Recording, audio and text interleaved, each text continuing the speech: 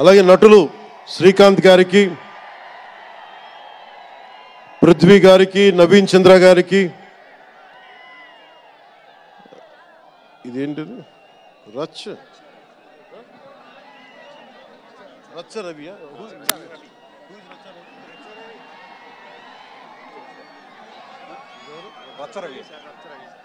రచ్చ రవి గారికి, రామ్ జోగయ్య శాస్త్రి గారికి, కాసరాల శ్యామ్ గారికి, అనంత్ శ్రీరామ్ గారికి, బుర్రా సాయి మాధవ్ గారికి, ఇక్కడ ఉన్న అంజలి గారికి, అలాగే మ్యూజిక్ డైరెక్టర్ తమన్ గారికి, నాకు చాలా తక్కువ సినిమాలు నేను థియేటర్కి వెళ్ళేవాడిని. మన శంకర్ గారు తీసిన సినిమా చెన్నైలో, తమిళ్లో జెంటిల్మెన్ సినిమా, నేను టికెట్ కొనుక్కొని థియేటర్కి వెళ్ళి, ఆ రోజు నేను ఇంకా యాక్టర్ కూడా అవుతాను, అసలు రాజకీయాలు పక్కన పెట్టి యాక్టర్ అవుతానో లేదో అనే ఆలోచనలో ఉన్నప్పుడు ఆయన సినిమాని నేను కూడా టికెట్ కొనుక్కొని బ్లాక్లో ఆయన సినిమాకి వెళ్ళాను, శంకర్ గారి జెంటిల్మెన్ సినిమాకి.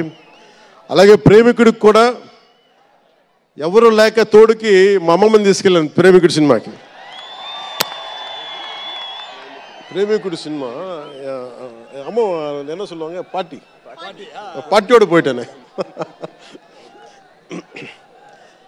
అంటే అలాంటి అందరినీ, అన్ని వయసుల వాళ్ళని కూడా ఆకట్టుకునే సినిమా, ఎంటర్టైన్మెంట్తో పాటు ఒక సోషల్ మెసేజ్ ఉన్న సినిమాలు ఆయనవి. అలాంటి మంచి సినిమాలు భారతదేశంలో ఈ రోజున చరణ్ గారు కానీ, రాజమౌళి గారు కానీ, జూనియర్ ఎన్టీఆర్ కానీ, వీరందరూ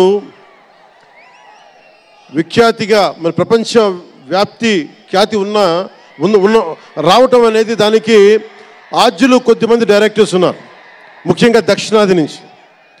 దాంట్లో చాలా కీలకమైన వ్యక్తి